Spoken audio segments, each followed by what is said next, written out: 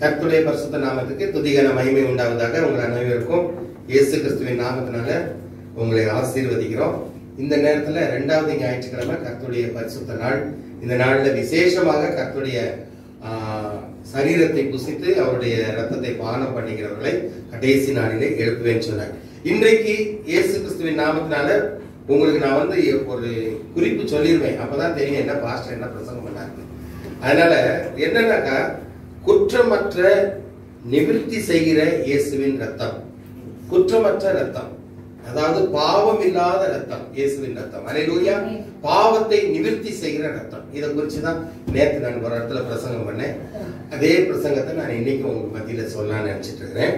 குற்றமற்ற ரத்தம். ஒருத்தருடைய பாவத்தை நீக்க வேண்டும் என்றால் அந்த யாரு இந்த பாவத்தை நீக்கிற ரத்தம் செஞ்சாங்களோ அவர் பாவம் இல்லாத மனுஷனா இருக்கணும். அப்பதான் அவருடைய ரத்தத்தின் மூலமா வரும். அப்படி உலகத்துல யாருமே இல்லை. பிதா பார்த்தாரு, யாருமே இல்லை. தன்னுடைய சொந்த குமாரனா இயேசு கிறிஸ்துவை இந்த பூமிக்கு அனுப்பினார். பரலோகத்திலிருந்து இறங்கி வந்த தேவன் இயேசு கிறிஸ்து. அவருடைய நாமத்தினால அவருடைய ரத்தம் தான் நம்முடைய பாவத்தை நீக்கி சுத்திகரிக்கும். அல்லேலூயா. அவருடைய ரத்தம் தான் பரிசுத்த ரத்தம். அவருடைய ரத்தம், இயேசுவின் ரத்தம் பலவீனனை பலவானாக்கும் ரத்தம். இயேசுவின் ரத்தம் சமாதானம் கொடுக்கிற ரத்தம். இயேசுவின் ரத்தம் சகல பாவங்களை நீக்கி நம்மை சுத்திகரிக்க வல்லதா இருக்கிறது. எப்பேற்பட்ட பாவியா இருந்தாலும் இயேசுவை நம்ம பாவத்தை மன்னிக்கிற தேவனாக இருக்கிறார். அல்லேலூயா. அவருடைய ரத்தம் தான், அவருடைய ரத்தத்தாலே ரோமர் 5:7 எடுத்து பார்த்தீங்கன்னா, யார் வேகமா இருக்கிறீங்களோ படிங்க, நான் அதுக்கப்புறமா டைம் இல்லை நமக்கு. ரோமர் 5:7 நீதிமானுக்காக ஒருவன் மரிக்கிறது அரிது, நல்லவனுக்காக ஒருவேளை ஒருவன் மரிக்க துணிவான். நாம் பாவிகளாய் இருக்கையில் கிறிஸ்து நமக்காக மரித்ததினாலே தேவன் நம்மேல் வைத்த தமது அன்பை விளங்க பண்ணுகிறார். 9ஆம் வசனம். இப்படி நாம் அவருடைய ரத்தத்தினாலே நீதிமான்களாய் ஆக்கப்பட்டு நீங்களாக அவராலே நாம் ரட்சிக்கப்படுவது அதிக நிச்சயமாமே. அல்லேலூயா. அவருடைய ரத்தத்தாலே நாம் நீதிமான்களாய் ஆக்கப்பட்டிருக்கிறோம். அல்லேலூயா. இயேசு கிறிஸ்து மட்டும் சிலுவையில ரத்தம் சிந்தாவிட்டால் இன்னைக்கு நானும் நீங்க இந்த இடத்துல உட்கார்ந்து இருக்க முடியாது. பாவத்திலே நாம் அழிந்து போயிருப்போம். பாவம், அதாவது வேத வசனம் சொல்லுது, பாவத்தின் சம்பளம் மரணம். பாவத்துக்கு கூட கூலி இருக்குது. நம்ம செய்யற ஒவ்வொரு வேலைக்கும் காசு. இப்போ ஒவ்வொருத்தர் வேலை செய்றீங்க, அதுக்கு ஏற்ற ஒரு என்ன சொல்லுவாங்க, கூலியை கொடுத்துருவாங்க. பாவம் செய்யறவங்களுக்கு ஒரு கூலியை கர்த்தர் கொடுக்கிறார். என்னதுனாக்கா மரணம். பாவத்தின் சம்பளம் மரணம் என்று போடப்பட்டிருக்கு. அப்ப அந்த பாவத்துல நம்ம போயிடுவோம். எது நீதி, எது நல்லது, கெட்டது நமக்கு தெரியாது. எதை நம்ம, எங்க அப்பா என்ன செஞ்சாங்களோ அதைத்தான் நான் செய்வேன். எனக்கு மற்றவங்க ஃப்ரெண்ட்ஸ் என்ன சொல்லி தராங்களோ அதைத்தான் நான் செய்வேன். அப்படிப்பட்ட காரியங்கள் இல்ல. வேதம் நமக்கு வழி காட்டக்கூடிய ஒரு வேத வசனத்தை கர்த்தர் கொடுத்திருக்கிறார். இந்த வசனம் என்ன சொல்லுதோ அதன்படி நடக்கிறவன் தான் நீதிமான். அல்லேலூயா. நீதியை செய்கிறவன். அப்ப கர்த்தருடைய ரத்தத்தாலே நாம் நீதிமான்கள் ஆக்கப்பட்டிருக்கோம். 1 யோவான் 2:1-2 வசனங்களை வாசிப்போம். 1 John chapter 2:1 and 2 verses. என் பிள்ளைகளே, நீங்கள் பாவம் செய்யாதபடிக்கு இவைகளை உங்களுக்கு நான் எழுதுகிறேன். ஒருவன் பாவம் செய்வானானால் நீதிபரராய் இருக்கிற இயேசு கிறிஸ்து நமக்காக பிதாவினிடத்தில் பரிந்து பேசுகிறார். அல்லேலூயா. பாருங்க, அதான் 1 யோவான் 2ஆம் அதிகாரம். என்னன்னாக்கா, நீங்கள் பாவம் செய்யாதபடிக்கு இவைகளை உங்களுக்கு எழுதுகிறேன். யாராச்சும் அப்படி சொல்லிருப்பாங்களா நம்ம வீட்டுல? பொய் சொல்லாதன்னு சொல்லுவாங்க டாடி, ஆனா அவரே பொய் சொல்லுவாரு. குடிக்காதன்னு சொல்லுவாரு, அப்ப அவரே குடிப்பாரு. சொல்றவங்க யாருமே மாடலா இருக்க மாட்டாங்க. அதான் நம்ம பையன் கேட்பான், நீ மட்டும் குடிக்கிறியே அப்படின்னு. அந்த மாதிரி. ஆனா கர்த்தர் இங்க சொல்றார், நீங்கள் பாவம் செய்யாதபடி இவைகளை உங்களுக்கு எழுதுகிறேன். ஒருவன் பாவம் செய்தால் நீதிபதியாய் இருக்கிற இயேசு கிறிஸ்து நமக்காக பிதாவினிடத்திலே பரிந்து. இயேசு கிறிஸ்து ரொம்ப நல்லவருங்க. அல்லேலூயா. நம்மள அவர் மன்னிக்கிறது மட்டும் இல்ல, தந்தைட்ட ரெக்கமெண்ட் வேற பண்றாரு.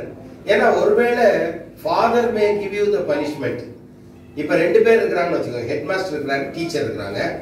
டீச்சர் மன்னிக்கிற டீச்சரு, ஆனா ஹெட் மாஸ்டர் ரொம்ப பயங்கரமான ஆளா இருப்பாரு. அவர் பார்த்தாருன்னா நமக்கு பனிஷ்மெண்ட் கொடுத்துருவாரு. அப்ப டீச்சர் உங்களுக்காக என்ன செய்வாங்க, ஹெட் மாஸ்டர் போயிட்டு நம்ம பிள்ளை நல்லா படிக்கும், அது ஏதோ தெரியாம செஞ்சிச்சு மன்னிங்க அப்படின்னு ஹெட் மாஸ்டர் போய் சொல்லுவாங்க. இதுதான் எக்ஸாம்பிள் நான் கொடுக்க முடியும். அதே மாதிரி இயேசு கிறிஸ்து ரொம்ப நல்லவர். எப்பேற்பட்ட பாவியா இருந்தாலும், தெரிஞ்சே அவன் பாவம் செய்தாலும் ஃபாதர்ட்ட போய் ரெக்கமெண்ட் பண்றாரு. அவர் என்ன செய்யறாரா, நீதிபதியா இருக்கிற இயேசு கிறிஸ்து நமக்காக பிதாவினிடத்திலே பரிந்து பேசுகிறார். நம்முடைய பாவங்களை நிவர்த்தி செய்கிற கிருபாதார பலி அவரே. அல்லேலூயா. அவர்தான் பலி. அவர் நம்ம சிலுவையில பலியானார்.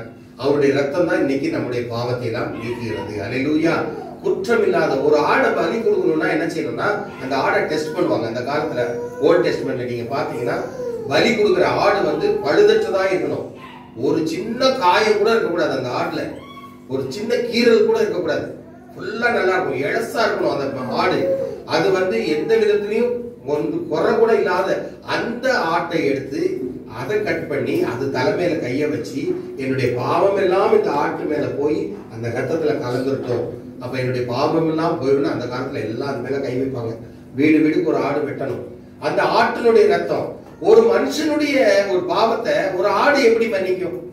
அதைத்தான் யோசிச்சு பார்த்தாங்க. அதுதான் நியாயப்பிரமாணத்துல வருது. அன்னைக்கு மோசே சொன்ன நியாயப்பிரமாணம், இந்த மாதிரி எடுத்து நீ கட் பண்ணி இதை கொடு, அதை வந்து அக்னி மேல இருந்து வந்து அதை சுட்டெரிக்கும், அப்படி பலி செலுத்திட்டு இருந்தாங்க. ஆனா இயேசு கிறிஸ்து என்ன பார்த்தாருன்னா, ஒரு மனுஷனுடைய பாவத்தை ஒரு மனுஷனுடைய ரத்தம் தான் நீக்கும். அல்லேலூயா. அப்ப அதுக்காக ரத்தம் சிந்தக்கூடியவர் யார் இருக்கிறார்? ஒருவரும் இல்லை. நீதிமான் ஒருவரும் இல்லை. இயேசு கிறிஸ்து ஒருவர் தான் இந்த உலகத்துக்கு இறங்கி வந்து நமக்காக சிலுவைக்கு ஏறி தன்னுடைய ரத்தத்தை கொடுத்தார். அல்லேலூயா. அவர் கிருபாதார பலி அவரே. பாவங்களை மாத்திரமல்ல, பாருங்க இங்கதான் போட்டிருக்கு, நம்முடைய பாவங்களை மாத்திரமல்ல சர்வ லோகத்தின் பாவங்களையும் நிவர்த்தி செய்கிற கிருபாதார பலி. அல்லேலூயா. எனக்காக இல்ல, உங்களுக்காக இல்ல, உலகத்தில் உள்ள எல்லாருக்கும், எல்லா ஜாதி ஜனங்களும், வெறும் கிறிஸ்டியன்ஸ்க்கு இல்ல, எல்லா ஜாதி ஜனங்கள். உலகத்துல எவ்வளவு பேர் விதமான ஜாதி இருக்கு? 3000 ஜாதி இருக்குன்றாங்க. இது கூட நிறைய இருக்குன்னு நினைக்கிறேன். 300க்கு மேற்பட்ட மதங்கள் இருக்குது நிறைய பேர். அத்தனை பேருடைய அவங்களுக்கு தெரியாத இயேசுசாமி அவங்க கும்பிட மாட்டாங்க. ஆனா அவங்களுடைய பாவத்தையும் மன்னிக்கும்படியாக இயேசு கிறிஸ்து இந்த பூமியில வந்து நமக்காக பலியானார். அல்லேலூயா. அதனாலதான் அந்த குற்ற நிவாரண பலி, இதுதான் இயேசுவினுடைய ரத்தம்.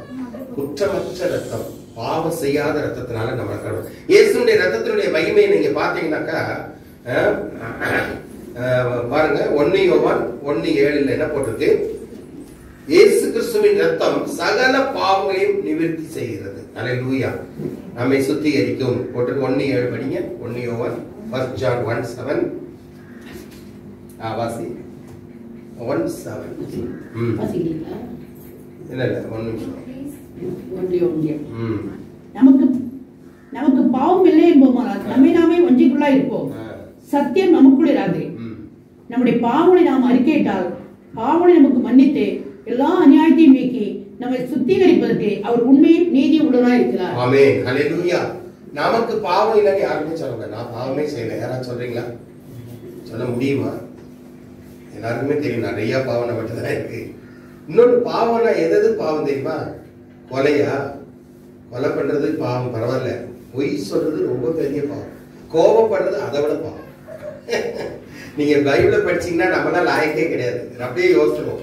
நம்மளாம் சர்ச்சுக்கு வர்றதுக்கே லாயக்கு இல்லை. ஏன்னு கேட்டா இந்த கோபப்படுறது நம்மகிட்ட எல்லாத்தையும் உண்டு. பல்ல கடிப்போம். சில வேளைக்கு கோபத்துல அடிக்க முடியாது. மம்மிட்ட போய் நம்ம அடிச்சு சண்டை போட முடியுமா? என்ன பெரியவங்க கிட்ட நம்ம சண்டை போட முடியுமா? பல்லதான் கடிக்க முடியும். பல்ல கடிச்சோம், பல்ல உடைச்சிருவாரு எங்க அப்பா. முறைச்சு பார்த்தாலே குத்திடுவாரு. முறைக்க கூடாது, ஒண்ணும் செய்ய கூடாது. பேசாம கீழே உட்காந்து இப்படியே தான் இருக்கணும். அவ்வளவுதான். அப்புறமா வந்து என்கிட்ட சொல்லு, அடி வாங்கிக்க. முதல்ல அடி வாங்கி 1/2 hour கழிச்சு என்கிட்ட வந்து, டாடி நான் மிஸ்டேக் பண்ணல, அவன் தான் பண்ணா, இது மாதிரி ஆயிடுச்சுன்னா அப்புறம் சொல்லு அப்படின்னு. அப்புறம் கூட்டிட்டு போய் அவன் சாப்பாடு வாங்கி தருவார் ஹோட்டல். முதல்ல அடி வாங்கிக்கோ. Don't argue, don't give back answer. சொல்றதுக்கு பேக் ஆன்சர் சொல்லவே கூடாது. நம்ம சும்மா இருக்க முடியுதா? ஒருத்தர் சொன்னா 10, ஒரு வார்த்தை சொன்னா 10 வார்த்தை நம்ம வாங்கிட்டு வரும். That is completely wrong. அது ஒரு பாவம். பல்ல கடிக்கிறது ஒரு பாவம், முறைக்கிறது ஒரு பாவம். இந்த மாதிரி கோபத்தின் ஆவி அப்படின்னு பேரு. நிறைய ஆவிகள் இந்த உலகத்துல சுத்திட்டு இருக்கு. நிறைய ஆவி. அதான் 2000 ஆவி பிடிச்சவன் தான் லேகியோன் ஒருத்தன். நிறைய விதமான ஆவிகள். அந்த கோபத்துல சண்டை, பொறாமை அதுல போட்டுட்டு நீங்க கடைசியில வெளிப்படுத்தின விஷயத்தை எடுத்து பாத்தீங்கன்னா, பாவம் பொய் சொல்லுகிறவர்கள் எல்லாம் தனியா விட்டுறாரு ஆண்டவர். அவங்களுக்கே தனி ஸ்பெஷல் நரகம். புறம்பே இருப்பார்கள். பெரிய அந்த மாதிரி இடத்துல கர்த்தர் கொண்டு போய் விட்டுருவார். அதனால பாவத்தை மன்னிக்கிற இயேசு, நீ ஒருவேளை பல்ல கடிச்சு நம்ம கோவப்பட்டுருவோம்னா முதல்ல செய்ய வேண்டிய காரியம் பாவ பரிகாரம் என்ன தெரியுமா? இயேசுட்ட முதல்ல மன்னிப்பு கேட்டது. அல்லேலூயா. 2 பேர் இருந்தாங்க. ஒருத்தன் இயேசுவை வெள்ளிக்காசு 30 வெள்ளிக்காசுக்காக காட்டி கொடுத்தான். அவன் சொல்றான், குற்றமற்ற ரத்தம் உள்ள இயேசுவை நான் காட்டி கொடுத்தேன். அவன் சொல்ற வசனம், குற்றமில்லாத ஆட்டுக்குட்டி ரத்தம் இயேசு, அவரை நான் காட்டி கொடுத்தேன்னு போய் நான்கிட்டு செத்துட்டான். காசுக்காக ஆசைப்பட்டான், லேண்ட் வாங்குறதுக்கு. எல்லாருக்கும் லேண்ட் வாங்கணும்னா ரொம்ப இஷ்டம். அந்த காலத்துல இயேசுடைய சிஷ்யனுக்கே அந்த ஞாபகம் இருந்திருக்கு. லேண்ட் வாங்கணும், அதுக்கு இன்னைக்கு வரைக்கும் அதை ரத்த நிலம் அப்படின்னு சொல்லி அங்க இருக்குது. நீங்க ஈஜிப்ட் போனீங்கன்னா அங்க நீங்க போய் பார்க்கலாம். அந்த ரத்தம் யூதாஸ் வாங்கின அந்த இடத்தை அப்படியே வச்சிருக்காங்க, ப்ரிசர்வ் பண்ணி வச்சிருக்காங்க. அவன் சொன்னா, இனி நான் மன்னிக்க முடியாது, குற்றமே இல்லாத போய் இவர் தான் குற்றவாளின்னு சொல்லி நான் காட்டி கொடுத்தேன், அதனாலதானே சிலுவையில இருக்காங்க. அவர் எப்படியாச்சும் தப்பிச்சு வந்துருவார்னு நினைச்சேன். இல்ல, அவர் சிலுவையில் மட்டும் தன்னை தாக்கினார். ஆனா இன்னொருத்தனும் குற்றம் செய்தான். யார் தெரியுமா? பேதுரு. பேதுரு என்ன பண்ணாரு? சத்தியம் பண்ண தொடங்கினார். இயேசுனா யாருன்னே தெரியாது எனக்கு. அந்த ஆளு பேரை சொல்லாதீங்க, அவர் எனக்கு தெரியவே தெரியாது. வேதத்துல போட்டிருக்கு, அவரை குற்றப்படுத்தவும் அவரை சபிக்கவும் செய்தார். சாபம் கொடுக்க ஆரம்பிச்சானா இயேசுக்கு. அவரை தெரியவே தெரியாது. ஏன்னா ஒருவேளை இயேசுவை தெரியும் சொன்னா நம்மளையும் சேர்த்து சிலுவையில் அடைஞ்சிருவாங்கன்னு ஒரு பயம். பேதுரு ஆண்டவர்கிட்ட சொல்றாரு, நான் உங்களுக்காக என் உயிரையே கொடுப்பேன், நீங்க சிலுவைக்கு போகவே கூடாதுன்னு ஆண்டவர் சொன்னார். நீ இவ்வளவு வைராக்கியம் சொல்றியே, சேவல் 2 தடவை போறதுக்குள்ள 3 தடவை நீ என்னை மறுதளிப்பேன். அதே மாதிரி சேவல் காலையில போகும் 3 மணிக்கு 4 மணிக்கு, அதுக்குள்ள 2 தடவை போறதுக்குள்ள 3 தடவை மறுதளிச்சிட்டார். ஒரு பெண்ணிட்ட சர்வெண்ட் தண்ணி தெளிக்க வருது, முத்தத்தை தெளிக்க வர, நீயும் அவரோட சேர்ந்தவன் அல்லவா? இயேசுசாமி கிட்ட நான் உன்னை பார்த்திருக்கேனே. ஐயோ பார்க்கல, நாவே இல்லை. இன்னொரு லேடி, இன்னொருத்தையும் கூட இயேசு கிறிஸ்துவை பார்த்து, நீ இயேசுடைய சிஷ்யன் தான். அந்த மாதிரி ஆளை பார்த்ததே இல்லையா? அவர் சரியான ஆளே கிடையாது, சத்தியம் பண்ணவும் சபிக்கவும் செய்தான் என்று வேதம் சொல்லுது. உடனே அழுகிறான். இயேசு கிறிஸ்துவ கையில விலங்கு போட்டு இழுத்துட்டு போறாங்க. அப்ப இயேசு ஒரு பார்வை தான் பாக்குறாரு. அவனை பார்த்தோன்னே அப்படியே முகம் கூப்பிட விழுந்து, இயேசுவே நீ மன்னிக்கணுமா? ஆனா கர்த்தர் சொன்னார், நீ மன்னிப்பு கேட்ட, அதனால உன்மேல் என் சபையை கட்டுவேன். அல்லேலூயா. அவன் மேல தான் இன்னைக்கு பீட்டர் ஸ்கொயர்னு உலகத்திலேயே பெரிய இடம் ரோம்ல இருக்கு. அங்க இருக்கிறவங்க எல்லாம் Christians, some lakhs of people. அங்கதான் போப் இருக்கிறார். அல்லேலூயா. அந்த இடம் ஹோலி பிளேஸ். அந்த இடத்துக்கு எல்லாரும் அங்கதான் போயிட்டு வர்றாங்க. அது சென்ட் பீட்டர் ஸ்கொயர்னு பேர். அதுக்கு பேதுரு அங்கதான் இருந்தார். அந்த இடம், உன்மேல் என் சபையை கட்டுவேன் அப்படின்னா, நீ இவ்வளவு மறுதளிச்ச, ஆனாலும் நீ மனம் திரும்பிட்ட, மன்னிப்பு கேட்டுட்ட. மனம் கசந்து அழுது மன்னிப்பு கேட்டாங்க. நம்ம கூட சிலவ சாரி மம்மிட்ட சாரி சொல்ல, சாரி மம்மி அப்படின்னு போயிடுவாங்க. சாரி மம்மி கூட சொல்ல கூடாது, சாரி அப்படின்னு. என்னது சாரியா சாரி அப்படி சொல்லுவாங்க. ஆனா அப்படி இல்லை, அழுது மனம் கசந்து அழுது மன்னிப்பு கேட்டான். இயேசு சாமிட்ட நீங்க மன்னிப்பு கேளுங்க, நம்ம பாவத்தை கர்த்தர் உடனே மன்னிக்கிற தேவன். அவர் மன்னிப்பதில் வள்ளல் அவர் அப்படின்னு ஒரு பாடல் இருக்கு. அவர் வல்லவர், அதாவது வள்ளல்னா ரொம்ப லிபரல் மேன், எல்லாவற்றையும் ஈஸியா எடுத்துக்குவாரு. நீங்க ஒரு பாட்டில் நிறைய இங்க் எடுத்துட்டு போங்க. இங்க் என்ன கலர்ல இருக்கும்? ப்ளூ கலரா இருக்கும். இங்க் கொட்டுச்சுன்னா ஏதாவது எழுத முடியுமா? அந்த இங்க கொண்டு போய் ஒரு கடல்ல போய் கொட்டுறீங்க, ஒரு சமுத்திரத்துல கொட்டுறீங்க, சமுத்திரம் ஃபுல்லா ப்ளூ ஆயிடுமா? சி ப்ளூ ஆயிடுமா? ஏன் ஆகுது? அந்த இடம் ஆகும், அடுத்த அலை வந்துச்சுன்னா அது போயிடும். ஏன்? அலை அதாவது கடல் சமுத்திரம் நிறைய குளம் உள்ள தண்ணி உள்ள ஒரு பெரிய ஒரு இடம். நம்ம வச்சுக்கிறது ஒரு பாட்டில் இங்கு, அது எந்த மூலைக்கு? நீங்க செய்யற பாவம் கொஞ்சம். இயேசு சாமி பெரிய சமுத்திரத்தை போல இருக்கிறார் உங்களை மன்னிக்கிறது. அதுல எவ்வளவுதான் உங்க பாவத்தை ஊத்த ஊத்த ஊத்த உங்களுடைய பாவங்கள் எல்லாம் மன்னிக்கப்பட்டுட்டே இருக்கும். அல்லேலூயா. எவ்வளவு பாவம் செய்யுங்க, இட் ஆல் வில் டிசால்வ். எல்லாமே அதுல கரைந்து போய்விடும். கர்த்தர் அதைத்தான் சொல்றார், அவர் மன்னிப்பதில் வள்ளல். மன்னிக்கிறதுக்கு காத்துட்டு இருப்பாரு, எப்படா தப்பு செய்வான், எப்படா மன்னிப்பு. ஆனா மன்னிப்பு கேட்கறதுக்காக வெயிட் பண்ணுவாரு.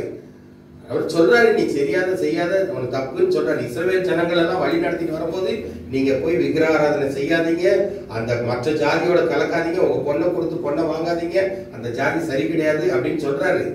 விக்கிரக ஆராதனை செய்யறவங்களோட சம்பந்தம் பண்ணக்கூடாது. இன்னைக்கு நமக்கும் அதே கண்டிஷன் தான். கிறிஸ்டியன்ஸ்ல தான் மேரேஜ் பண்ணணும்.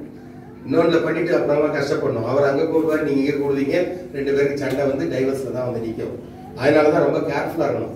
அதனால நமக்கு யார் பிலீவர் அவர் ஒருவேளை இருந்தாக்கா அவங்கள நீங்க பேப்டிசம் கொடுத்து கன்வெர்ட் பண்ணி கொண்டாந்து அவங்கள தான் கல்யாணம் பண்ணணும். மற்றபடி கல்யாணத்துல நோ காம்ப்ரமைஸ். ஆண்டவர் சொல்றாரு, நீ போயிடாதீங்க, அவங்களை அடிச்சிருவேன்னு சொன்னாரு. போனாங்க, நிறைய பேர் மரிச்சு போயிட்டாங்க. சரி, ஓகே. கர்த்தருக்கு ஸ்தோத்திரம் உண்டாகுங்க. இயேசு கிறிஸ்துவின் ரத்தம் சகல பாவங்களை நீக்கி நம்மளை சுத்திகரிக்கும். சரி, கர்த்தருக்கு ஸ்தோத்திரம். இதோட நான் முடிக்கிறேன். ஒரே ஒரு வசனம் நான் சொல்லி முடிக்கிறேன். அந்த இன்னொரு கூட காரியம் இருக்கு, சாட்சிகள். அதாவது இயேசு கிறிஸ்து சொல்றாரு 3 விதமான சாட்சிகள் உண்டு. அந்த சாட்சி ஒண்ணு பூமியில இருக்குது, இன்னொன்னு பரலோகத்துல இருக்கு. அந்த 3 பேரும் சாட்சி சொல்லுவாங்க. இன்னொன்னு தெரியுமா உங்களுக்கு, இப்ப யாராச்சும் சூசைட் பண்ணி செத்துட்டாங்கன்னு வைங்களேன், அவங்க வந்து அவர் இந்த வீட்டுக்குள்ளேயோ இதுல ஃபேன்ல அப்படி போட்டுருந்தா அந்த செவர் வந்து இயேசு சாமிகிட்ட சொல்லுமா, இந்த பிள்ளை என்ன இடத்துல மரித்தாரு கணக்கு கொடுக்கணும். கடைசியில இயேசு வரும்போது it will give the account. என்னென்ன நடந்துச்சு, ஒவ்வொரு ரூம்ல என்னென்ன நடந்துச்சு, ரகசிய பாவங்கள், சூசைடுகள் எதுவா இருந்தாலும் இந்த செவர் வந்து பேசும். பேசும் நம்புறீங்களா பிரகாஷ்? கல்லு பேசுமா, மண்ணு பேசுமா? பேசும். உங்க செல்போன்ல இருக்கிற சிம் என்ன தெரியுமா? செல்போன்ல இருக்கிற SIM it is called silicon. நம்ம பெங்களூர்ல இருக்கிற silicon city. What is silicon? It is a sand. கடல்ல இருந்து எடுக்கிற சாண்ட், அதுக்குதான் சிலிகான். அந்த சிலிகானை வச்சுதான் உங்களுக்கு சிப் தயாரிக்கிறாங்க. அதுல நீங்க 1000 பாட்டு பாடினாலும் அதுல ரெக்கார்ட் ஆகுது. திரும்ப நீங்க ஆன் பண்ணா உள்ள ஆளா இருக்கிறான், அந்த சாண்ட் தான் பாடுது. ஹல்லேலூயா. மனுஷன் கண்டுபிடிச்சதே சாண்ட பாட வச்சவன் ஆண்டவர் மண்ணையும் ஆகாயத்தையும் பூமி உண்டாக்குன தேவன் அதை பேச வைக்க மாட்டாரா? ஹல்லேலூயா. கழுதையின் வாயை திறந்த தேவன், கழுதை பேசுது. கழுதை வந்து அடிச்சு அடிச்சு முன்னால போவாங்க. தீர்க்க தரிசனம் பொய்யா சொல்றதுக்கு அடிக்கிறான். கழுதை மேல உட்கார்ந்துட்டு அவன் அடிக்கும் போது அந்த கழுதை வாயை கத்தர் திறந்த, என்னைக்காச்சும் உனக்கு நான் தப்பு பண்ணிக்கிறேன்னா நீ அடிக்கிறதுக்கு எல்லாமே நான் உன்னை கொண்டே விட்டுருவேனே. இன்னைக்கு முன்னால ஒருத்தர் பட்டயத்தை உருவி ஒரு ஏஞ்சல் நிக்கிறான், அங்க போகக்கூடாதுன்னு சொல்றான் நான் அப்படின்னு சொல்லி அந்த கழுதை அவ எஜமான்ட்ட பேசுது. என்னைக்காச்சும் நான் உனக்கு விரோதமா பண்ணிக்கிறேன். அப்புறமா தான் பாக்குறாரு. அப்புறம் தான் அந்த ஏஞ்சலை இவன் பாக்குறான். முன்னால கொஞ்சம் மூவ் ஆயிடுச்சுன்னா கழுதையும் வெட்டியிருப்பான், இவனையும் வெட்டியிருப்பான். பொய் சாட்சி சொல்லும்படியாக, கர்த்தருக்கு விரோதமாக சாட்சி சொல்லும்படியாக, தீர்க்க தரிசனம் சொல்லும்படியாக அந்த இவன் வந்து கர்த்தர் என்ன பண்ணாருன்னா காப்பாற்றினார். கழுதை வாயை திறந்து பேசினது. மீன் கூட கடல் இது சொல்றாரு, நீ போய் எங்க நினைவேல போய் கக்குனாக்கா அது செய்யுது. கடல் காற்றே கடலே அமரு அப்படின்னா அமருது. அது காது இருக்குதா? வாய் இருக்குதா? கொந்தளிக்குது, கடல் கொந்தளிக்குது. ஏசாமி படகெல்லாம் மூழ்க போகுது. எல்லா சீஷர்கள் சொல்றாங்க நாங்க சாக போறோம், பெரிய கொந்தளிப்பு வந்திருக்கு. ஏசாமி நல்லா தூங்கிட்டு இருக்காரு. எந்திரிச்சு உங்களுக்கு ஏன் விசுவாசம் இல்லாம போயிடுச்சு? கடல் இந்த கப்பல் கவுந்துச்சுன்னா நானும் தானே கடலுக்குள்ள மூழ்குவேன், அப்புறம் ஏன் உங்களுக்கு இது இல்லாம போயிடுச்சு? உடனே கடல்கிட்ட பேசுறாரு. என்ன சொன்னாரு? காற்றே கடலே அமரு. முறைய விடா. அதுதான் கன்னடத்துல நம்ம பிள்ளைகளுக்கு டீச் பண்ணிக்கிறோம். அதாவது நீ அமர்ந்து விடுனா காற்றும் நின்றுச்சு, கடலும் அமைதலாயிடுச்சு. அது கூட காது இருக்குது. மனுஷனுக்கு காது இருக்குதா? பாவம் செய்யாத செஞ்சுட்டு தான் இருக்கும். பொய் சொல்லாத செஞ்சுட்டு தான் இருக்கும். சண்டை போடாத கோபப்படாதன்னு சொல்லிட்டு தான் இருக்கிறோம். வேதம் அதைத்தான் சொல்லுது, கோபப்படுறதே பாவம். நீங்க கோபப்பட்டாலும் பாவம் செய்யாதுங்கன்னு சொல்றாரு. கோபப்பட்டுட்டு சிலவங்க அடிச்சிருவாங்க, பிள்ளைங்களே செத்து போயிடும். சில பிள்ளைங்க செத்து போயிருக்குது கோவப்பட்டு. ஒரே அடி தான். என் மகள் கூட ஒரு நாள் தப்பு செஞ்சுட்டா, பெரியவ. அவளை கையை பிடிச்சி இப்படி இழுத்து போட்டேன், அடிக்கல. நான் ஃபுல்லா ஜிப்பா ஒயிட் அண்ட் ஒயிட் போட்டு, அன்னைக்கு கம்யூனியன் சர்வீஸ் இருக்கு, எஸ்கே கார்டன்ல போய் கம்யூனியன் கொடுக்கணும். ஒயிட்டா இருக்கிறேன், கையில ஜாம தடவிட்டு வந்து டேடின்னு வந்து பிடிக்க வராத நான் பின்னாலே போறேன், என்னை தொடாத அப்படின்னு. அவளுக்கு பாசம் டேடின்னு. கையில எல்லாம் ஜாம் ஓட்டி இருக்குது. ஜாமோட குழந்தை கையை வச்சா பாருங்க, உடனே கோவம் வந்துச்சு. அவ கையை பிடிச்சி இப்படி தள்ளுனா இந்த லிஸ்ட் வெளியில வந்துட்டு இப்படியே குழப்பலன்னு ஆடுது. இப்படி ஆடுது, அழுகுறா. ஐயோ கத்துறா. நாங்க ரெண்டு பாக்குறோம், அடிப்படல ஒண்ணு படல, ரத்தம் வரல. ஏன் அழுகுறா அப்படின்னு தெரியல. பாத்தீங்கன்னா இந்த ரிஸ்ட் வெளியே வந்துட்டு டிஸ்லோகேட் ஆயிடுச்சு. இவங்க பார்த்தாங்க, ஏன்னா இவங்களுக்கு ரொம்ப தைரியம் ஜாஸ்தி. நீங்க இங்க பிடிங்க, நான் இங்க பிடிக்கிறேன். நான் பிடிச்சி இழுத்து விட்ட பாருங்க, டடக்குன்னு போய் உட்காந்துச்சு. அப்புறம் விளையாட போயிட்டேன். என் விரல் கூட ஆக்சிடென்ட் ஆகி துண்டா இப்படி வந்துருச்சு 90 டிகிரி. இவங்க பிடிச்சி இழுத்து நேரம் வச்சோம். இந்த விரல் அப்படிதான் இருக்குது இருக்கும். அந்த மாதிரி டாக்டர்ஸே பார்த்து பயப்படுறாங்க. அது என்ன செய்யணும், சர்ஜரி பண்ண ஒண்ணு வேணாண்டா, இழுத்தே வச்சிருக்கேன் டாக்டர். ஒரு இழுத்தாங்க பாருங்க, டக்குன்னு உட்காந்துருச்சு. அப்படி கோபப்பட்டாலும் பாவம் செய்யாதுங்க. வேதத்தை போட்டு கோபம் வரும், ஆனா பாவம் செஞ்சிடக்கூடாது, அடிச்சிடக்கூடாது, முறைச்சிடக்கூடாது. இன்னைக்கு கோபத்தினாலதான் நிறைய இடத்துல அடி சண்டை, செத்து போயிடுறாங்க. புருஷன் மனைவியை சாகடிக்கிறது, மனைவியை புருஷன் சாகடிக்கிறது. தலை மேல தூக்கிட்டு இருக்கும் போது தலை மேல கல்ல போட்டு கொண்டாட்டி சொத்து கிடைக்கலன்னு தகப்பனையே கொண்டுட்டு இருக்கான். சரி, கர்த்தருக்கு ஸ்தோத்திரம். 3 பேர் சாட்சி சொல்றாங்க, பரலோகத்திலையும் பூமியிலையும். 1 யோவான் 5:8 வாசிங்க. பூமியில உள்ள சாட்சிகள் 1 யோவான் பாருங்க. பூமியில 3 பேர் சாட்சி சொல்றாங்க. யார்? 5:8. First John 5. ஜலம், ஆவி, ஜலம், ரத்தம் என்பவைகளே. ஆவி, ஜலம், ரத்தம். என்பவை 3 பேர் சாட்சி சொல்றாங்க. எப்படி இது எப்படி சாட்சி சொல்லுவாங்க? 3 பேர் அப்படின்னு போட்டிருக்கு. இவங்க எல்லாம் ஒரு பர்சன்ஸ். ஆவி, ஆவினாக்கா தேவ ஆவி அப்படின்னு போட்டிருக்கு. தேவனுடைய ஆவி. அதாவது நீங்க ஆவியை பெற்றுக்கொண்டீங்களா இல்லையா? நீங்க நல்லவங்களா நடக்கிறதுக்கு ஆவி வேணும். Without the spirit you cannot lead your daily life. ஏன்னா கர்த்தருடைய ஆவி இறங்கும் போது அப்ப அது சொல்லும், என்னுடைய ஆவியை பெற்றுக்கொண்டாங்க. எப்ப பெற்றுக்கொண்டாங்க? ஞானஸ்நானம். ஜலம் போட்டிருக்க. ஜலம்னாக்க water. Water will confess, water will go and tell to the lord. இவங்க தண்ணியில முங்கி ஞானஸ்நானம் வாங்கினாங்க. அதுக்கப்புறம் என்னுடைய ஆவியை பெற்றுக்கொண்டாங்க. அது அவங்க ஒண்ணு. அடுத்தது என்ன போட்டிருக்கு? ரத்தம். ரத்தம் என்னது? இவங்க ஞானஸ்நானம் வாங்கி இந்த பரிசுத்த இந்த கம்யூனியன்ல ரத்தத்தையும் இதையும் பெற்றுக்கொண்டாங்க அப்படின்னு இது சாட்சி சொல்ல போகுது நாளைக்கு கர்த்தருடைய சமூகத்துல. பரலோகத்துல 3 பேர் இருக்கிறாங்க பாருங்க. 7வது வசனம். பரலோகத்துல சிஸ்டர் எடுத்துக்கிட்டீங்களா? பரலோகத்திலே சாட்சியிடுகிறவர்கள் மூவர். பிதா, வார்த்தை, பரிசுத்த ஆவி. ஹல்லேலூயா. அங்க ஆவி சாட்சி சொல்லுது, இங்க பரிசுத்த ஆவி சாட்சி சொல்லுது. ரெண்டுக்கு என்ன வித்தியாசம்? பியூர் அதான் பரிசுத்த ஆவின்னு சொல்றது, ஹோலி ஸ்பிரிட். எப்படி வந்துச்சு? நீங்க யோவான்ல நீங்க பாத்தீங்கன்னாக்கா, மத்தேயு எடுத்துக்கங்க. அதுல இயேசு சாமி மூழ்கி ஞானஸ்நானம் வாங்கும் போது 3:16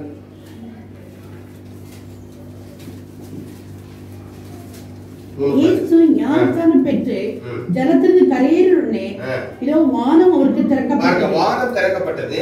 தேவ ஆவி புறாவை போல இறங்கி தம்மேல் வருவதை கண்டார். அன்றியும் வானத்திலிருந்து ஒரு சத்தம் உண்டாயிற்று. இவர் என்னுடைய நேசகுமாரன், இவரில் பிரியமாயிருக்கிறேன் என்று உரைத்தது. ஆமென். ஹல்லேலூயா. அப்ப 3 பேரை நீங்க பார்க்கலாம். அதாவது பிதா, குமாரன், பரிசுத்தாவி. குமாரன் ஞானஸ்நானம் வாங்கி எந்திரிக்கிறாரு. அப்ப ஆவி இறங்கி வருது. அப்போ ஒரு சத்தம் கிடைக்குது வானத்துல இருந்து. அதுதான் பிதாவுடைய சத்தம். இவர் என்னுடைய நேசகுமாரன். நீங்க பேப்டிசம் வாங்கிட்டீங்கன்னா நீங்க நேசகுமாரன் ஆயிடுங்க. யூ ஆர் தி நேசகுமாரன். என்ன சொல்றது? You are the so precious beloved daughter, beloved son. ஆண்டவருக்கு சாட்சி சொல்றீங்க. ஞானஸ்நானம் வாங்கும் போது அவருக்கு beloved son ஆகுறீங்க, beloved daughter ஆகுறீங்க. அது வரைக்கும் டாட்டர், அவ்வளவுதான். நல்ல மக, என்னுடைய மகள்னு சில அப்பா அம்மாருங்க கட்டி பிடிச்சுக்குவாங்க. அப்படின்னா அவளுக்காக எல்லாவற்றையும் செய்வாங்க. சும்மா மகள் அப்படின்னாக்கா நிறைய பேர் மகள் தான். அதுக்கு ஒன்றும் அவ்வளவு செய்ய மாட்டாங்க. நீ என்ன கேட்கறதுக்கு முன்னாடி உனக்கு என்னமா வேணும் அப்படின்னு சொல்லி வாங்கி கொடுக்குறது. You are my beloved son, you are my beloved daughter. அப்போ பரலோகத்துல இருந்து ஃபாதர் சொல்றாரு, he is my beloved, அவர் எனக்கு நேசகுமாரன். இந்த மாதிரி சாட்சி நீங்க வாங்கணும். பரலோகத்துல இந்த 3 பேர் சொல்லுவாங்க. ஏன்? பேப்டிசம் வாங்கி வந்தது. அங்க கூட கம்யூனியன் இருக்கு தெரியுமா உங்களுக்கு? இயேசு சாமி இந்த கம்யூனியனுக்கு தான் காத்துட்டு இருக்காரு. எல்லாரும் சொல்றாங்க, நான் இன்னும் பரலோகத்துக்கு போல, அங்க போய் உங்களுக்காக ஒரு பந்தி ஆயத்தப்படுத்துறேன், வீடுகள் எல்லாம் ஆயத்தப்படுத்துறேன், ஒவ்வொருத்தருக்கும் ஒரு வீடு கொடுக்க போறாரு. இங்க வீடு இருக்கோ இல்லையோ, உங்களுக்கு அங்க ஃபர்ஸ்ட் கிளாஸ் வீடு கிடைக்கும். ஹல்லேலூயா. இந்த உலகத்துல கஷ்டப்பட்டு நீங்க ஆண்டவருக்காக ஏதாவது செய்தால் உங்களுக்கு ஒரு அங்க ஒரு வீடு, A டைப் குவார்ட்டர்ஸோ B டைப் குவார்ட்டர்ஸோ 2 பெட்ரூமோ 3 பெட்ரூமோ எது எல்லாவற்றையும் கர்த்தர் தங்கத்தினால செய்து உங்களுக்காக கொடுக்க போயிறார். அதை தான் ஆயத்தப்படுத்துறதுக்காக நான் போறேன். போன பிறகு நான் திரும்ப வருவேன். சகல பரிசுத்தவான்களோடு கூட தேவ தூதர்களோடு கூட வந்து உங்களை நான் என்னோடு கூட கூட்டி செல்வேன். அங்க நித்தியமான நித்திய வாழ்வை நான் உங்களுக்கு கொடுப்பேன். ஹல்லேலூயா. அந்த ஏதேன் தோட்டத்துல 2 கனி இருந்துச்சு. ஒண்ணு என்னது? Fruit of knowledge. அதை நம்ம சாப்பிட்டோம். அதான் நமக்கு நாலேஜ் வந்து தான் பைத்தியம் பிடிச்சி அலையிறோம். இப்போ நாலேஜ் வராம இருந்தா நல்லா இருந்திருக்கும். நாலேஜ் வந்துச்சு. அடுத்தது இன்னொரு ஃப்ரூட் இருக்கு, லைஃப். அந்த ஃப்ரூட் ஆஃப் லைஃப் சாப்பிட விடாம கர்த்தர் பண்ணாரு. அந்த பாம்பும் அதை காட்டல. இல்லைன்னா அதை சாப்பிட்டோம்னா நித்திய ஜீவன் நமக்கு. ஆனா கர்த்தர் அந்த கனியை எங்க வச்சிருக்காரு? பரலோகத்துல வைத்திருக்காரு. அதை நான் உங்களுக்கு கொடுப்பேன். அங்க போகும்போது the fruit of life, there's no end for your eternity. அதாவது உங்களுக்கு முடிவில்லாத ஒரு ராஜ்யம், முடிவில்லாதது. அதாவது நித்தியமாய் நம்ம வாழ போயிடும். அங்க டெத்தே கிடையாது. அங்க எதுவுமே பண்ண ஆண்டவரை பார்த்துட்டே இருப்பீங்க. அங்க ஜீவ தண்ணீர் அங்க ஓடும். அந்த தண்ணீரை குடிக்கிறவருக்கு தாகமே எடுக்காது. அங்க ஃப்ரூட்ஸ் நிறைய இருக்கும். இதே மாதிரி அந்த ஃப்ரூட்டை சாப்பிட்டீங்கன்னா உங்களுக்கு பசியே எடுக்காது. அப்போ எங்க கானான்ல எங்க நம்ம விட்டோமோ அந்த இதை நமக்கு அங்க கொடுக்குறாரு. தண்ணீர் அங்க உண்டு, எல்லாமே உண்டு. ஆனா நம்ம சமைக்க வேண்டியதில்லை, ஒன்றும் செய்ய வேண்டியதில்லை. லேடிஸ்க்கு ரொம்ப பெனிஃபிட் ஆகிடும். ஹல்லேலூயா. எதுவும் வாங்க வேண்டாம், ஒன்றும் செய்ய வேண்டாம். நாளைக்கு என்ன சமாச்சாரம், என்ன சாப்பாடு, எதையும் யோசிக்க வேண்டாம். கர்த்தர் அங்க எல்லாவற்றையும் நமக்கு செய்ய வல்லவராக இருக்கிறார். அல்லேலூயா, அல்லேலூயா. கர்த்தர் நாமத்துக்கு துதிகன மகிமை உண்டாவதாக. கர்த்தர் சொல்றாரு, இயேசுசாமி நானே ஜீவ அப்பம் நானே. யோவான் 6:48 எடுத்து பாருங்க. ஜீவ அப்பம் நானே. இயேசுதான் அந்த அப்பம் சொல்றாரு, நானே அந்த ஜீவ அப்பம். அப்போ என்னை புசிக்கிறவர் ஒரு நாளும் அவனுக்கு பசியே வராது. அவர் எப்படி புசிக்கிறதுனா அவருடைய வசனம். இந்த வசனம் பாருங்க எப்படி எழுதிருக்கு. அவர் என்ன சார்? ஜீவ அப்பம் நானே. அவ்வளவுதான், ஒரே வசனம். இன்னைக்கு நிறைய பிள்ளைங்க சண்டே கிளாஸ் பிள்ளைங்க அதான் சொல்லுவாங்க, ஜீவ அப்பம் நானே. முதல்ல சொல்றாரு, அப்பத்தை பற்றி சொல்றாரு. அந்த அப்பம் ஒண்ணு நோட் சொன்னா தெரியுமா, நிறைய வசனம் இருக்கு, நான் சொல்றதுக்கு டைம் இல்ல. மன்னாவை வச்சா, பரலோகத்துல இருந்து விழுந்துச்சா மன்னா, எத்தனை வருஷம் வந்துச்சு யோசிக்கிறாங்க? 40 வருஷம். யார் சொன்ன சிஸ்டர்? கரெக்டா. 40 இயர்ஸ் பரலோகத்துல இருந்து மன்னா. எத்தனை லட்சம் ஜனங்கள் தெரியுமா? கிட்டத்தட்ட 15 லட்சம் ஜனங்கள். புருஷர்கள் மட்டும் 6 லட்சம். அப்ப அவங்க ஒய்ஃபு பிள்ளைங்க அவ்வளவு பேரை சேர்த்தீங்கன்னா டபுள் வரும், நிறையவே வரும்.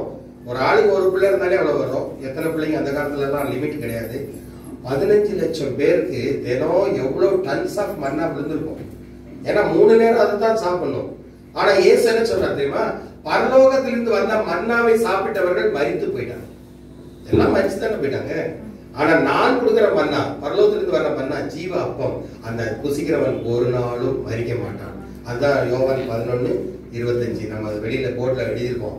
என்னை புசிக்கிறவன் ஒரு நாளும் மரிப்பதில்லை, மரித்தவன் கூட சாகிறதில்லை. கர்த்தர் சொல்லுகிறார். அல்லேலூயா. ஜீவ அப்பம் நானே. யோவான் 6:54 என் மாம்சத்தை புசித்து என் ரத்தத்தை பானம் பண்ணுகிறவன் அவனுக்கு நித்திய ஜீவன் உண்டு, நான் அவனை கடைசி நாளில் எழுப்புவேன். அல்லேலூயா. இயேசு சாமிக்காக நீங்க ஒப்பு கொடுத்து ஞானஸ்நானம் வாங்கணும். பிரகாஷ் எப்ப வாங்க போறாரோ தெரியல. ஞானஸ்நானம் வாங்கின பிறகு அதுக்கு முதல்ல விசுவாசம் வேணும். ஃபர்ஸ்ட் இயேசுதான் தெய்வம் அப்படின்னு விசுவாசித்தை தான் வாங்கணும், சும்மா தான் வாங்கக்கூடாது. அது ஒன்றும் ரேஷன் கார்டு கிடையாது. அதை வாங்கிட்டாக்கா அவரை தவிர வேற தெய்வம் கிடையாது. கரெக்டா? அதுக்கு அவங்கள தான் நான் என்ன செய்வேன், கடைசி நாளிலே நான் எழுப்புவேன், எழுப்பி என்னோட கூட நான் வைத்துக் கொள்வேன். அல்லேலூயா. கர்த்தர் நாமத்துக்கு மகிமை உண்டாவதாக. நம்முடைய பாவங்கள் அதுக்கப்புறமா மன்னிப்பு கேட்போம். இந்த இதை நான் சொல்லுவேன். வாழ்வடைந்தே எந்த நேரம் எனதுள்ளத்திலும் பேரானந்தம் பொங்கி பாடுவேன். கர்த்தர் நாமத்துக்கு மகிமை உண்டாகும்படியாக கடைசியாக அந்த பாடலை பாடி கர்த்தருக்கு ஒப்பு கொடுப்போம். கர்த்தர் நம்மை ஆசீர்வதிக்கிற தேவன். அல்லேலூயா. இயேசு கிறிஸ்துவினுடைய ரத்தத்தை பற்றி நாம தியானித்தோம். அந்த ரத்தம் தான் நம்மளை சர்வ பாவங்களிலிருந்து நம்மை சுத்திகரிக்க வல்லதா இருக்கிறது. ரத்தம் ஜெயம், ஓஹோ ரத்தம் ஜெயம், ஆஹா ரத்தம் ஜெயம், கல்வாரி இயேசுவின் ரத்தம் ஜெயம், காருண்ய தேவனின் ரத்தம் ஜெயம், கல்வாரி இயேசுவின் ரத்தம் ஜெயம், காருண்ய தேவனின் ரத்தம் ஜெயம். எதிரியை துரத்திடும் ரத்தம் ஜெயம், என்னாலும் சுகம் தரும் ரத்தம் ஜெயம், எதிரியை துரத்திடும் ரத்தம் ஜெயம், என்னாலும் சுகம் தரும் ரத்தம் ஜெயம், அதிகாரம் தந்திடும் ரத்தம் ஜெயம், அதிசயம் செய்திடும் ரத்தம் ஜெயம், என்னாலும் ரத்தம் ஜெயம், அதிசயம் செய்திடும் ரத்தம் ஜெயம், ரத்தம் ஜெயம், ரத்தம் ஜெயம், ஆஹா ரத்தம் ஜெயம், கல்வாரி இயேசுவின் ரத்தம் ஜெயம், காருண்ய தேவனின் ரத்தம் ஜெயம். பாவங்கள் போக்கிடும் ரத்தம் ஜெயம், பரிசுத்தமாக்கிடும் ரத்தம் ஜெயம். சொல்லுவோம். பாவங்கள் போக்கிடும் ரத்தம் ஜெயம், பரிசுத்தமாக்கிடும் ரத்தம் ஜெயம், சாபங்கள் நீக்கிடும் ரத்தம் ஜெயம், சமாதானம் தந்திடும் ரத்தம் ஜெயம், சாபங்கள் நீக்கிடும் ரத்தம் ஜெயம், சமாதானம் தந்திடும்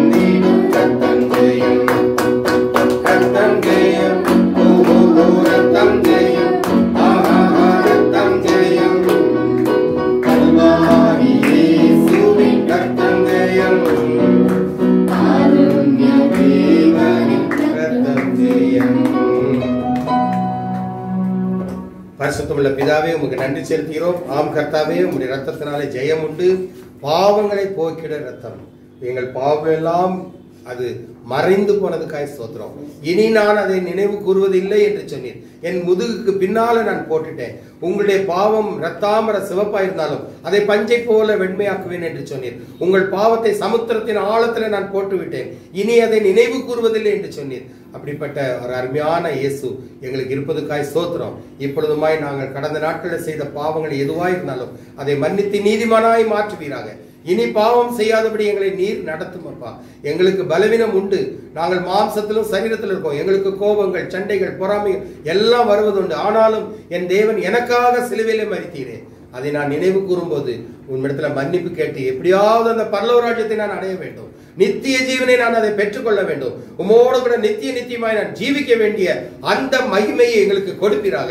இன்று உங்க பிள்ளைகள் வந்து இந்த இடத்துல கர்த்தாவே முழங்கால் படிட்டு உம்முடைய சரீரத்தை புசித்து உம்முடைய ரத்தத்தை பானம் பண்ண பிள்ளைகளுக்கு புதிய பலன், புதிய கிருபை, புதிய அபிஷேகம் கிடைப்பதாக. பலவீனத்தின் ஆவிகள் நீங்கி போகட்டும். சுகவீனத்தின் ஆவிகள் நீங்கி போகட்டும். குடும்பத்தில் இருக்கிற சாப கேடுகள் இயேசுவின் நாமத்திலே எல்லாம் தொலைந்து போவதாக. யார் ஒருவருக்கு விரோதமாய் வேலை செய்யாதபடி இயேசு கிறிஸ்துவின் நாமத்தினால இப்பொழுது கட்டளை கொடுக்கிறோம். புதிய பலனை பெற்றுக்கொள் மகளே, புதிய பலனை பெற்றுக்கொள். பரிசுத்தாவின் வல்லமை உன் மீது இறங்கி கொண்டு வருகிறது. கர்த்தர் உன்னோடு கூட இருக்கிறார். ஒன்றுக்கு கவலைப்பட வேண்டிய அவசியம் இல்லை. கர்த்தர் நம்மை ஒருபோதும் கைவிடாத தேவன். எனக்காக சிலுவையில மரித்து கர்த்தாவே என்னுடைய ரத்தத்தை சிந்தி என்னை மீட்டுக் கொண்டதுக்காய் ஸ்தோத்திரம். உம்முடைய கிருபை என்றும் எங்களோடு கூட இருக்கட்டும். இந்த மாதத்துல 2வது ஞாயிற்றுக்கிழமையை முடித்து விட்டோம். இனி கர்த்தாவே வரப்போகிற நாட்கள் எப்படி இருக்கும் என்று எங்களுக்கு தெரியாது. எது வந்தாலும் கர்த்தர் என்னோடு கூட இருந்து என்னை காக்க வல்லவராய் இருக்கிறார். அவர் மரணத்தை அந்த சிலுவையிலே ஜெயித்த தேவன். அவர் சாபத்தை அந்த சிலுவையிலே எல்லாவற்றையும் எடுத்து போட்ட தேவன்.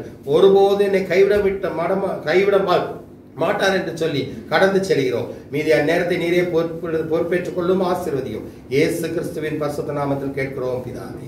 ஆமென், ஆமென். என் ஆத்துமாவே கர்த்தரை ஸ்தோத்திரி. என் முழு உள்ளமே பரிசுத்த நாமத்தை ஸ்தோத்திரி. என் ஆத்துமாவே கர்த்தரை ஸ்தோத்திரி.